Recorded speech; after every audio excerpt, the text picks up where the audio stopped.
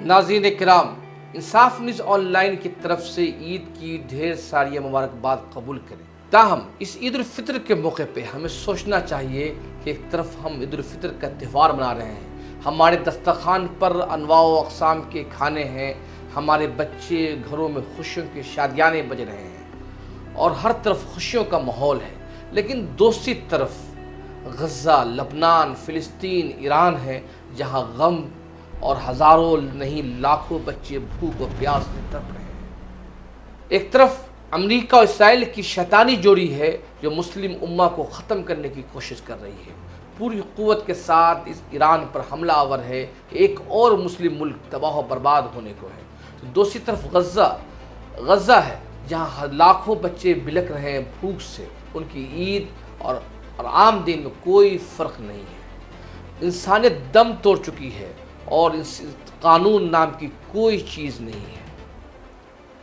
ایسے حالات میں امت مسلمہ کو ایک متحد مضبوط ہو کر حالات کا مقابلہ کرنا چاہیے تھا، لیکن مسلمان پوری دنیا میں انتشار کے شکار ہیں، قبائلی، مسلکی، فرقہ واریت کے شکار ہیں اور ہر طرف انتشار ہی انتشار ہے۔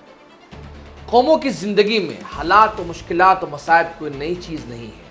قوموں کی زندگی میں مشکلات، مصائب انہیں ختم کرنے کے لیے نہیں آتی ہے، بلکہ قوموں کی زندگی میں مصائب و مشکلات انہیں دوبارہ کھڑا کرنے، ان میں عزم پیدا کرنے کے لیے آتی ہے۔ اور امت کی تاریخ رہی ہے کہ مسلمانوں پہ جب جب مصیبتیں آئی ہے، مسلمانوں نے اس مصیبت کا مقابلہ کیا ہے، باطل قوتوں کا مقابلہ کر کر حق کی جیت کی ہے۔ اقبال کہتے ہیں، ستیزے کار رہا ہے ازل سے تائم روز، چراغ مصطفی سے شرار بلہبی، اسی کشاکش پہ ہم سے زندہ ہے اقوام، یہی ہے راز تاب و تاب ملت عربی۔ یہ عجیب و غریب اتفاق ہے کہ اسلام کی 3 عظیم جنگیں، غزوہ بدر، غزوہ احد اور فتح مکہ عید کے قریبی ایام میں پیش آئے۔ یہ قدرت کا اشارہ ہے کہ ہماری خوشیاں بھی ہماری جد و جہد اور بلند اصولوں سے جڑی ہوئی ہے۔ غزوہ بدر نے جہاں ہمیں سکھایا ہے کہ نظریاتی برتری کیسے حاصل کی جاتی ہے اور کم تعداد میں کمزور ہونے کے باوجود دشمنوں کا مقابلہ کیسے کیا جا سکتا ہے، وہی غزوہ احد میں جہاں ہماری تعداد زیادہ تھی لیکن ضابطۂ شکنی اور اعتدال نہیں ہونے کی وجہ سے مسلمانوں کو جانی نقصان اٹھانا پڑا۔ سید الشہداء حضرت امیر حمزہ کی شہادت کا دردناک واقعہ پیش آیا۔ حضور صلی اللہ علیہ وسلم خود زخمی ہوئے، مسلمانوں کی لاشوں کو مسلح کر دیا گیا۔ آپ صلی اللہ علیہ وسلم نے جذبات میں کہا کہ اگر مستقبل میں انہیں فتح حاصل ہوئی تو اس سے زیادہ ان سے انتقام لیں گے۔ فوراً قرآن کریم کی آیت نازل ہوئی، وَإِنْ عَاقَبْتُمْ فَعَاقِبُوا بِمِثْلِ مَا عُوقِبْتُمْ بِهِ لَئِنْ صَبَرْتُمْ لَهُوَ خَيْرٌ لِلصَّابِرِينَ وَاصْبِرْ مَا صَبْرَكَ إِلَّا بِاللَّهِ وَلَا تَحْزَنْ عَلَيْهِمْ وَلَا تَكُ فِي ضَيْقٍ مِّمَّا يَمْكُرُونَ۔ اگر تم بدلہ لو تو اتنا ہی جتنا تم پر ظلم کیا گیا، لیکن اگر تم صبر کرو یقیناً صبر کرنے والوں کے لیے یہی بہتر ہے۔ یہ ہے اسلام کا ضابطہ جہاں جذبات پر اصولوں کی حکمرانی ہے۔ وہیں فتح مکہ انسانی تاریخ کا وہ واقعہ ہے جس کی نظیر آج کی مہذب دنیا پیش کرنے سے قاصر ہے۔ فتح مکہ میں آپ صلی اللہ علیہ وسلم پوری قوت کے ساتھ مکہ میں داخل ہوئے۔ سعد بن عبادہ رضی اللہ عنہ نے کہا کہ یہ بدلہ لینے کا دن ہے، آج مکہ میں لڑائی جائز ہے۔ فوراً آپ صلی اللہ علیہ وسلم نے کہا کہ نہیں عبادہ، آج بدلے کا دن نہیں، آج رحمت کا دن ہے، آج معافی کا دن ہے، آج لوگوں کو درگزر کرنے کا دن ہے۔ آپ صلی اللہ علیہ وسلم ایک فاتح کی حیثیت سے کھڑے تھے اور آپ کے دشمن جنہوں نے آپ کو اپنے وطن سے نکالا تھا، جنہوں نے آپ کو اذیتیں دی تھی، جنہوں نے آپ پر کچرے پھینکے تھے، جنہوں نے آپ کے ساتھیوں کے ساتھ بدسلوکی کی تھی، وہ سب مجرم بن کر کھڑے تھے۔ آواز آتی ہے کہ بتلاؤ آج میں تمہارے ساتھ کیا کرنے والا ہوں۔ مجرمین کی صف سے ایک شخص کہتا ہے کہ یا محمد انت کریم ابن کریم، آپ ایک مہربان ہیں اور مہربان بھائی کے بیٹے ہیں۔ پھر آواز آتی ہے لا تثریب علیکم اليوم، جاؤ آج تم سب کا سب آزاد ہو، آج تم سے بدلہ نہیں لیا جائے گا، آج سب کی معافی ہے۔ یہ ہے وہ تاریخ کا عظیم واقعہ کہ ہمیں طاقت حاصل ہونے کے باوجود بھی دشمنوں سے بدلہ نہ لیا جائے۔ آج کی ایک مہذب دنیا ہے جہاں ایک جنیوا کنونشن بھی ہے اور جہاں اقوام متحدہ بھی ہے، جہاں سلامتی کونسل ہے، لیکن جنگ میں قانون نام کی کوئی چیز نہیں۔ جدید ٹیکنالوجی انسانیت کو زندگی بخشنے کے بجائے انسانیت کو تباہ کر رہی ہے۔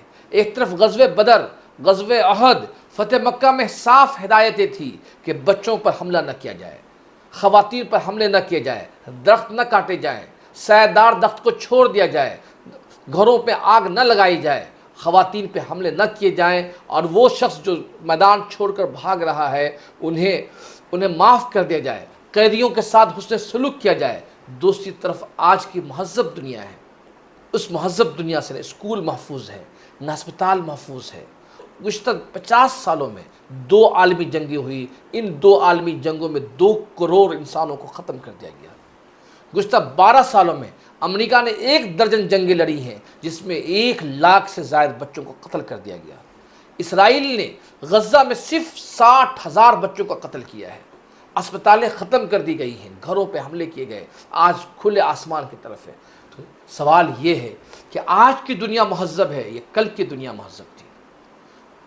آج کی دنیا جو اپنے آپ کو زیادہ ترقی یافتہ، علم یافتہ بتاتی ہے، وہ ترقی یافتہ ہے یا وہ دنیا جو 1400 سال پہلے محمد عربی صلی اللہ علیہ وسلم نے دنیا کو پیغام دیا تھا کہ جنگیں تباہی کے لیے نہیں ہوتی ہے، جنگیں حالات کا مقابلہ کرنے کے لیے ہوتی ہیں، جنگیں انسانیت کو زندگی بخشنے کے لیے ہوتی ہے۔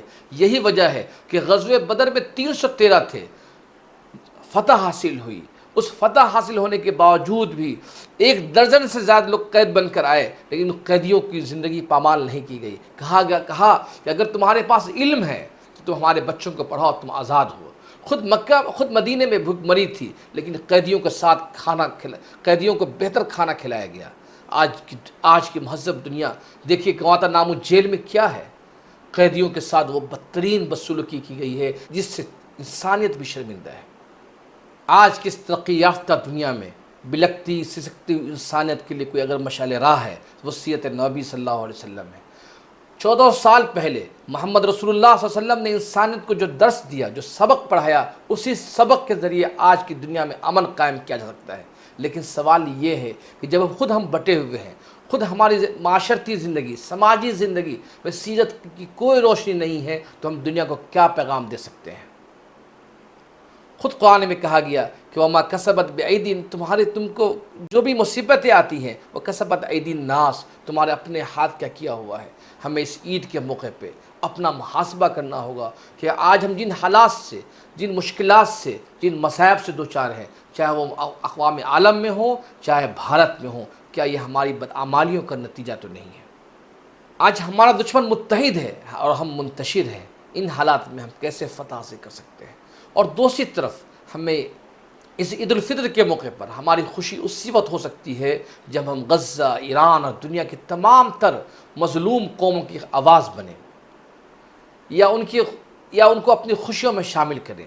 یہ عید اسی وقت ہماری عید ہو سکتی ہے جب ہم عید کے اس موقع پہ اپنے اعمال کا محاسبہ کرتے ہوئے دنیا کے تمام ترین مظلوم قوموں کو پیغام دیں کہ اٹھو، کھڑو، حالات کا مقابلہ کرو۔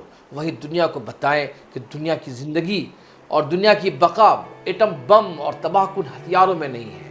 دنیا کی اگر بقا ہے تو پیار، محبت، ایک دوسرے کو معاف کر دینے میں ہے۔ اور جب تک ہمارے اپنے سماج میں معاف کرنے کے جذبے کو پیدا نہیں کریں گے، ایک دوسروں کے ساتھ محبت نہیں کریں گے، دنیا بچ نہیں سکتی ہے۔ اسے عید کے موقع پر، اس عید کے موقع پہ ہمیں اس سبق کو یاد رکھنا ہے، اپنے سماج میں، اپنے معاشرے میں، اپنے گھر میں، بڑے سے لے کر چھوٹی سطح تک ہر طرف پیار محبت کی گیت گانے ہیں، تو پھر ہماری عید ہوگی۔ ورنہ ہر سال کی طرح یہ عید آئے گی، گزر جائے گی اور ہماری زندگی میں کوئی تبدیلی نہیں آئے گی۔ ایک بار پھر ہماری طرف سے عید کی مبارکباد قبول کیجیے، اپنی دعاؤں میں غزہ، لبنان اور ایران کے بچوں کو بھی یاد کیجیے۔ بہت بہت شکریہ۔